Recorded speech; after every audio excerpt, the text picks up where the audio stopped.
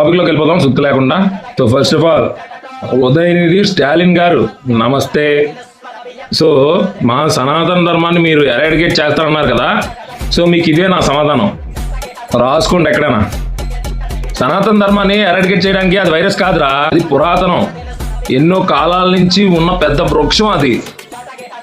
మీరు ఎన్ని దాడులు చేసినా, ఎన్ని మంటలు పెట్టినా సనాతన ధర్మం అనే జ్వాల అది ఆగదు, ఆపలేరు కూడా. అది మన రక్తంలో DNA, మన గుర్తింపు.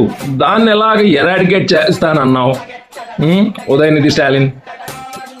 ఒక్కసారి సనాతనం పోతుందా అని పొరపాటును కానీ హిందువుల ముందు మాత్రం అనొద్దు. కట్టారు హిందువులు, నాలాంటి కట్టారు హిందువుల ముందు మాత్రం అనొద్దు. కైమా కొట్టేస్తారు. కైమా పోతుందా నువ్వు డౌట్ రేస్ చేసినా సరే జై శ్రీరామ్ చల్, జై శ్రీరామ్ చల్ అని కొడతారు. పోతుందా అని నువ్వు అన్నావంటే మాత్రం. సనాతన ధర్మం అంటే సూర్యుడి కంటే పురాతనం, గాలి కంటే కూడా శాశ్వతం, సముద్రం కంటే కూడా లోతైనది. దాన్ని నువ్వు ఇండియాలోంచి తీసిగలవా? ఇంకేదైనా దేశం నుంచి తీయగలవేమో కానీ ఇండియా నుంచి సనాతన ధర్మాన్ని తీసిగలవా స్టాలిన్ గారు? ముందు సూర్యుడిని ఎరాడికేట్ చేయండి, గాలిని ఆపండి, సముద్రాన్ని వెనక్కి తోసేయండి.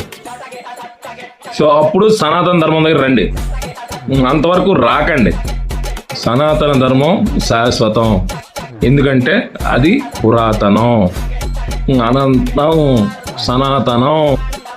సో ఉదయనిధి గారు, నేను చెప్పదలుచుకుంది ఏంటంటే మీ ఎరాడికేషన్ డ్రీమ్ ఇక్కడతో అంతమైపోవాలి. అంతమైపోయింది అంతే. సనాతన ధర్మం ఎప్పటికీ జయిస్తూనే ఉంటుంది. జై శ్రీరామ్, జై సనాతన ధర్మం, జై హిందూ ధర్మం, జై భారత్ మాతాకి జై. జై శ్రీరామ్, సనాతన ధర్మ की जय।